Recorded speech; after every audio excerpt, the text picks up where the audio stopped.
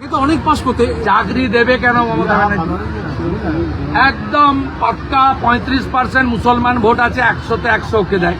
ওরা ধর্মের ভিত্তিতে ভোট করে, হিন্দুরা ধর্মের ভিত্তিতে ভোট করে না। হয়ে গেল। আর দরকার 10%, 45% হলেই সরকার।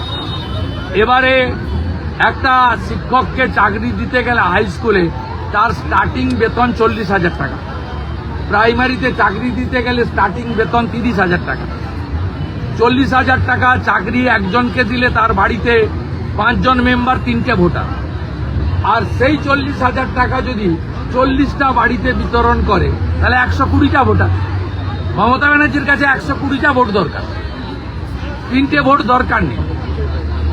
তার ক্যালকুলেশনটা ভাই, একদিকে তোষণ করো, হিজাব পরে, আর বৃষ্টি পড়লে তো ছাতা মাথায় নেওয়া যেতে পারে। আর যদি বৃষ্টির জন্য কাপড় পরতে হয়েছে তাহলে কানের সাইড দিয়ে নামাতে হলো কেন? এত শূন্য কথা তাহলে একদম ক্লিয়ার মেসেজ একটা কমিউনিটিকে দিচ্ছেন যে আমি বাধ্য হয়ে দুর্গাপূজায় যাচ্ছি বটে, বাট আমি তোমাদেরই লোক, আমাকে ভুল বুঝবে না। আচ্ছা কিন্তু দাদা মাতৃপক্ষে কেউ যায়, সাগরে পিতৃপক্ষে এই রাস্তা দিয়ে লোক গয়া যায়। না দক্ষিণ চব্বিশ পরগনা পিতামাতা যাদের গত হয়েছেন পিণ্ডদান করেন, তারা কালাসুস থেকে মুক্তি পান। আপনি পিতৃপক্ষে কখনো কোনো ভালো কাজ, শুভ কাজ হয়? আপনি দেখুন মা দুর্গার শক্তি যেদিন করেছে, মা দুর্গা উপর থেকে একবারে কোথাও বৃষ্টি নেই, কলকাতার উপরে বাঁধ ভাঙা বৃষ্টি। আর যে 3টে পুজো পিতৃপক্ষে করেছিল, 3টে পুজোকে মা দুর্গা একদম ভাসিয়ে নিয়ে চলে গেছে।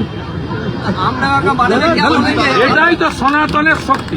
মাদ্রাসার চাকরি প্রার্থীরা আজকে পথে নামছে, মাদ্রাসার চাকরি প্রার্থী তারা পথে নামছে, তাহলে মুখ্যমন্ত্রী মুসলমান ধর্ম মানুষের কি করলেন? মাদ্রাসার শিক্ষকরা পথে নামছে বটে, ভোটটা দিবে তারা তৃণমূলকে। বহুবার প্রমাণিত হয়েছে তারা ক্যালকুলেটিভ ওয়েতে ভোট করে, এবং ভোটের আগে ওদের যে প্রেয়ার হয় সেখানে ইমাম সাহেব যারা 2,500 টাকা করে পান, তারা বলে দেন যে কেন মমতা ব্যানার্জিকে এখানে রাখতে হবে। এই কারণে রাখতে হবে যাতে জামাত, হেফাজত এবং রোহিঙ্গা বাংলাদেশের মুসলমানরা এখানে এসে ডেমোগ্রাফি বদল করে।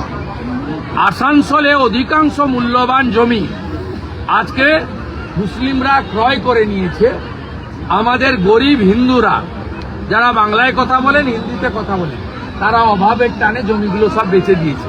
কিভাবে এই জেলার পশ্চিম বর্ধমানে, পূর্ব বর্ধমান তো চড়ুন হাতের বাইরে চলে গেছে, জামালপুর, রায়না, মন্তেশ্বর, মেমারি, মঙ্গলকোট, আউসগ্রাম, কেতুগ্রাম, বর্ধমান শহরও বলা যেতে পারে হাতের বাইরে।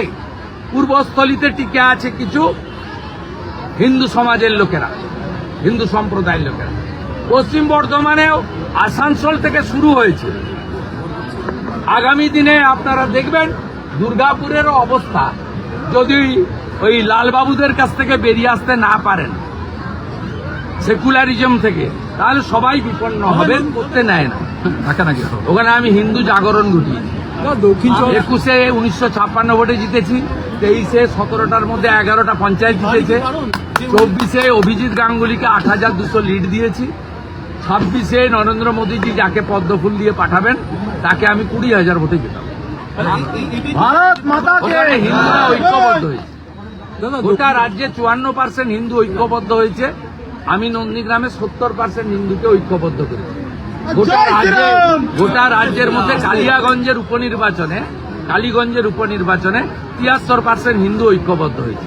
গোটা রাজ্যে যদি 75 ভাগ হিন্দু ঐক্যবদ্ধ হয় আর বাড়ি থেকে বেরিয়ে ছুটি না কাটিয়ে ভোটটা দিতে যান সকাল সকাল, তাহলেই পশ্চিম বাংলায় হিন্দুরা এবং হিন্দু ধর্ম রক্ষা হবে। নইলে আগামী 2026-এর পরে হিন্দু ভোট মমতা ব্যানার্জির লাগবে না।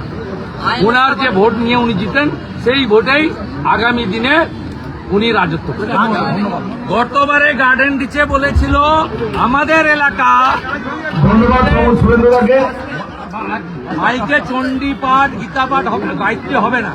আমি ওই ওদের বুকে দাঁড়িয়ে আরতি করে এসেছি। গতবারে ফলাফল করেছিল শাঁখ বাজাবেন না, কাঁসর বাজাবেন না। আমাদের এলাকা মায়েরা বেরিয়ে বলেছে আয় এখানে বেশি করে শাক আর বাজাবি।